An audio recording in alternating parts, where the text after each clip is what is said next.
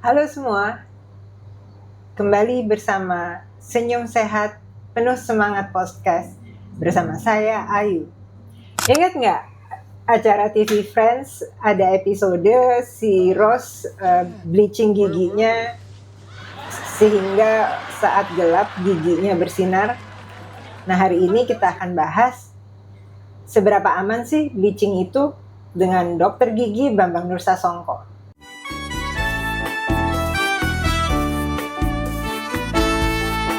Sikat gigi cukup 2 kali, habis sarapan dan sebelum tidur. Habis makan siang hanya berkumur, lakukanlah dengan teratur.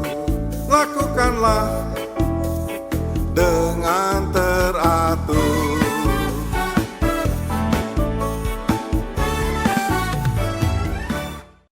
Halo dok, Halo juga Mbak Ayu. senang ketemu kembali dengan dokter. Sama-sama.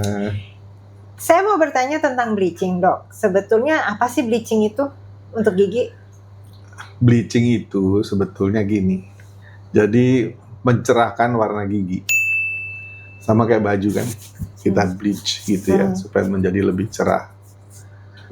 Jadi bleaching itu umumnya disebut dengan tooth whitening. Ya. Itu ada 2 macam. Yang pertama adalah in-office bleaching. Jadi pemutihan gigi di klinik gigi. Yang kedua adalah home bleaching. Itu yang bahannya dipakai sendiri oleh pasien di rumah.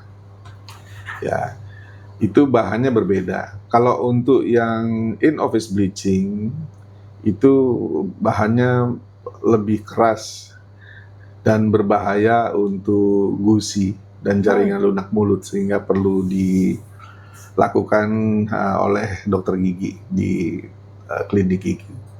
Kalau yang untuk home bleaching itu bahannya tidak terlalu keras, ya, dia bisa memutihkan gigi dan tidak bahaya untuk jaringan mulut. Oke. Gitu. Tapi banyak juga ya yang menganggap kalau bleaching itu cuma sekedar gigi jadi putih. Apa benar demikian? Sebetulnya bukan gigi menjadi putih ya. Jadi bleaching itu mencerahkan, bukan memutihkan. Ya. Jadi kalau putih nanti jadi kayak ciklet gitu ya. Jadi mencerahkan warna gigi supaya menjadi lebih kelihatan, menjadi putih kelihatannya. Jadi dia lebih cerah aja. Prosesnya sendiri itu seperti gimana dok? Sebelum bicara mengenai proses ya, kan orang bertanya kalau bleaching itu apa sih yang terjadi, ya kan? Jadi itu secara ilmiah disebut reduksi oksidasi namanya. Jadi kayak di gigi itu kan terdiri dari molekul namanya hidroksiapatit. Nah kemudian kalau misalnya di bleaching itu rantainya akan terputus menjadi lebih pendek. Dengan semakin pendeknya rantai hidroksiapatit itu maka warnanya menjadi lebih cerah. Gitu ya. Karena itu memang bleachingnya ada batasannya, tidak boleh terlalu Kuat. terus menerus, karena bisa merusak struktur gigi. Oh gitu. Ya kalau misalnya berlangsung lama ya, itu ada penelitiannya bahkan sampai gigi itu betul-betul larut ya, karena rantainya hidroksiapatit molekul itu putus menjadi potongan yang kecil-kecil sehingga giginya rapuh, rusak ya. Tapi kalau misalnya untuk pemutihan yang normal sih aman-aman aja. Itu. Penyebab gigi itu berubah sendiri itu apa sih? Apa karena makanannya?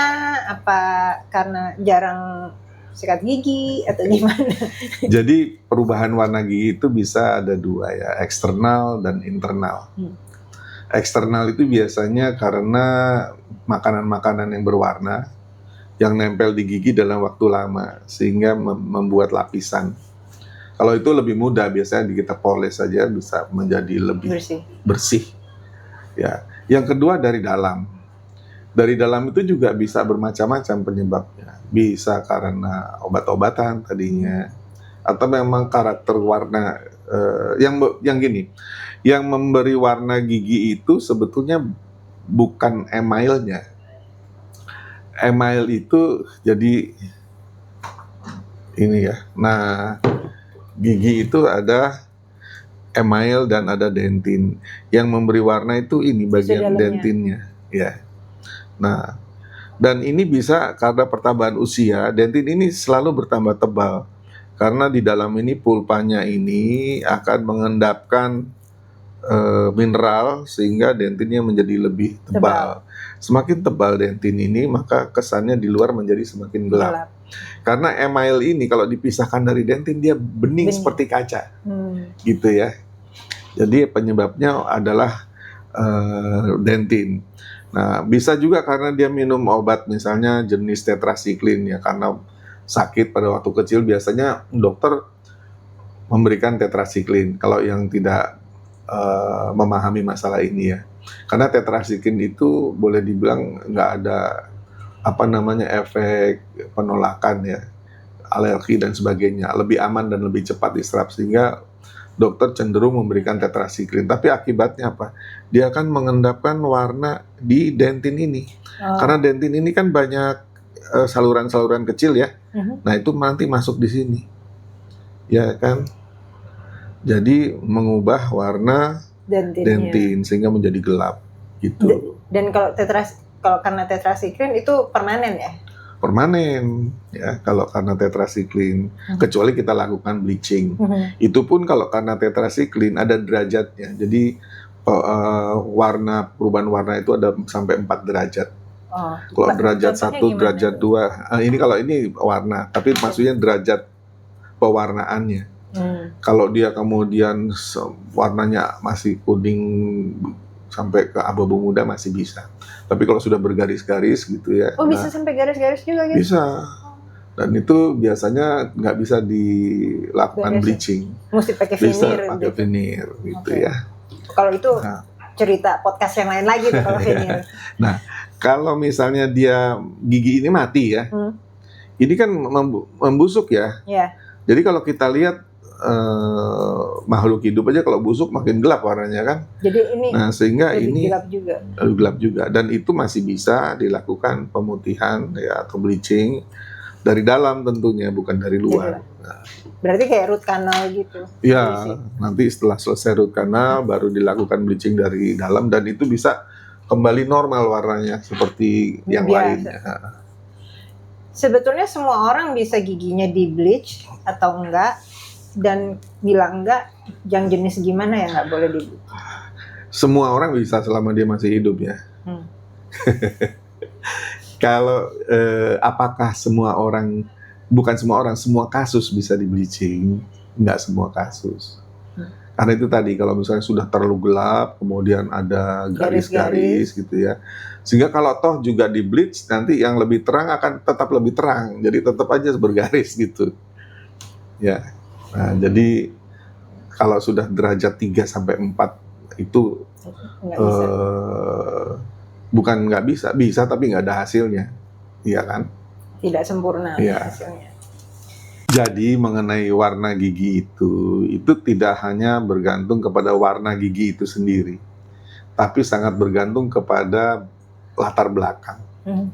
Misalnya contohnya begini, kalau gigi itu kita cabut ya, misalnya gigi warna yang ini misalnya, ini ya, warnanya sama, tapi kalau dia ada di mulut orang yang warna kulitnya terang, misalnya orang Eropa gitu ya, dia kelihatannya gelap.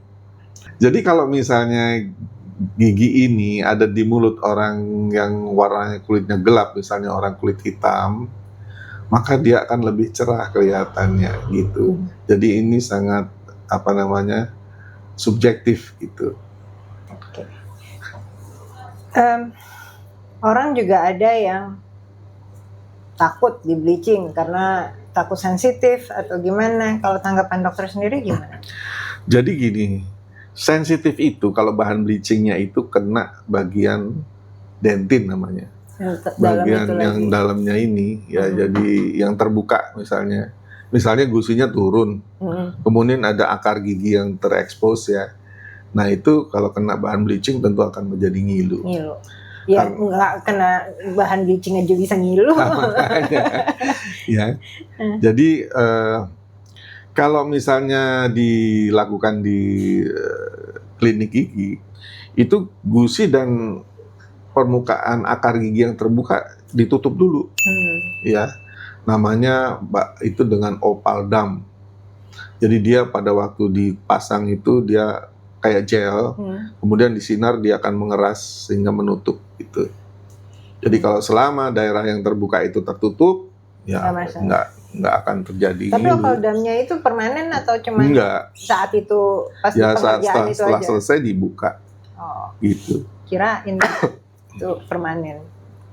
Nah, kalau produk-produk yang dijual bebas kan banyak tuh di toko-toko dijual pasta gigi yang bisa memutihkan gitu. Seberapa efektif sih?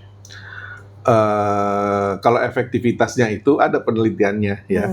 Jadi kalau dilakukan di klinik gigi, kemudian dilakukan dengan benar, itu derajat pencerahannya bisa naik sampai 11. Jadi contohnya misalnya begini ya. Ini adalah namanya shade guide ya, pemandu warna. Jadi misalnya giginya tadinya warnanya ini. Bisa 1, 2, 3, 4, 5, 6, 7, 8, 9, 10, 11 bisa sampai ke sini warnanya itu. Tapi jadi kayak nggak normal ya putih segitu. Kenapa? Ya normal aja, tapi bukan seperti ciklets karena ini kebeningannya. Masih beningan. Masih ada bening dan masih ada gradasi ya. Nah, itu kalau misalnya dilakukan di dental unit. Kemudian kalau dilakukan di rumah itu bisa 9 naiknya. Tapi menurut penelitian kalau yang namanya ada yang dipasang strip lah, gel lah, apalagi pasta gigi hasilnya 0. Gitu. Ya nggak bisa dia memutihkan. Karena dia perlu waktu dan juga perlu konsentrasi. Iya, soalnya pernah lihat juga gitu yang dikasih kayak cairan terus ditaruh terus kayak disinar juga sedikit. Ya, itu yang di dental di klinik gigi ya. Dan bahannya itu namanya hidrogen peroxide. Ya. 30%. Nah, itu kalau kena bibir langsung putih. Gitu ya. Nah, jadi setelah gusinya itu dilindungi, baru kemudian nanti ini dibuka ya, dihalangi supaya jangan tertutup, kemudian baru dikasih bahan bleachingnya itu. Ada yang pakai sinar, ada yang tidak, gitu ya. Itu nanti biasanya 2 kali 40 menit lah, atau 2 kali 30 menit ya. Itu nanti dilanjutkan di rumah dengan yang namanya home bleaching, karena home bleaching itu bahannya bukan hidrogen peroxide, tapi namanya carbamide peroxide. Itu lebih aman untuk, dia punya efek pemutih, tapi dia lebih aman untuk jaringan mulut. Gitu. Nah, menurut dokter, apa yang perlu diperhatikan masyarakat kalau mau bleaching, baik di rumah atau di praktek dokter? Ya, diperhatikan begini, biasanya kan dokter memberikan instruksi ya, yang harus betul-betul diikuti. Jadi selama proses bleaching, jangan dulu makan minum yang berwarna. Kopi, teh, coklat, dan sebagainya. Kari-kari yang ada kunyit. Yang selama proses bleaching. Karena nanti setelah selesai proses bleaching, itu harus dikasih fluor namanya. Supaya jaringan yang tadinya menjadi kurang kuat ikatannya, menjadi lebih kuat lagi. Setelah itu, kemudian setelah itu, kalau misalnya makan atau minum yang berwarna, ya setelah itu harus dicuci, seperti piring begitu dipakai atau gelas begitu dipakai, cuci. Karena pewarnaan gigi itu atau apapun itu perlu waktu. Dia harus lama dulu menempel di situ, baru bisa menyebabkan perubahan warna. Itu lama itu berapa lama? Ya seringkali kan minum dan sering ya. Minum, orang biasanya minum kopi, kadang-kadang nggak habis tuh. Ditaruh nanti berapa lama minum lagi, dan dia nempel di gitu. kalau orang sudah bleaching itu kan mahal tuh biayanya. Itu biasanya bertahan berapa lama sih, Dok? Saya ada pasien yang karena dia betul-betul mengikuti instruksi yang diberikan ya, itu dia kebetulan dia setelah bleaching dia pergi ke luar negeri, kembali setelah 5 tahun itu menurun hanya satu grade lah, satu tingkat gitu dari yang ada di sini ini. Okay. Jadi bedanya dengan veneer ya, kalau bleaching itu dia warnanya akan menjadi cerah, cenderung kelihatan putih, tapi masih bening, masih ada namanya kebeningan, translusensi, dan ada gradasinya. Beda dengan veneer. Veneer itu langsung aja putih sampai permukaannya, jadi kayak pakai kita masih kecil dulu. Nah, kayak begini nih. Itu kan gitu, beda kan tuh. Putih ini sama yang terputih tercerah pun beda gitu. Kelihatan lebih alamiah gitu. Dan efek sensitifnya si bleaching itu sebetulnya mungkin permanen atau enggak? Kenapa? Permanen atau enggak kalau pas habis itu enggak? Mungkin ada beberapa yang sensitif ya, nggak apa-apa. Nanti setelah berapa lama kita kasih pasta gigi yang untuk sensitif ditutup gitu. Itu biasanya dia akan menurun. Dengan waktu ya dia akan menurun. Ada makanan tertentu nggak yang sebaiknya dibatasi bila kita sudah nggak ada sih. Cuman yang warna-warna terus sikat gigi dan makanan-makanan itu kan bahaya, mungkin lebih ke kesehatan ya. Kalau bisa meningkatkan gula, kolesterol dan sebagainya. Kalau misalnya yang makanan berwarna hanya itu, begitu selesai lebih baik dikumur. Oke. Ya. Nah, pelaku dokter yang melakukan bleaching itu sebaiknya di mana? Semua dokter gigi bisa atau bagaimana? Gini, keampuannya. Kalau menurut Konsil Kedokteran Indonesia ya, dulu tuh Konsil Kedokteran, sekarang berubah menjadi Konsil Kesehatan. Yang boleh melakukan itu adalah dari konservasi gigi. Karena dia memang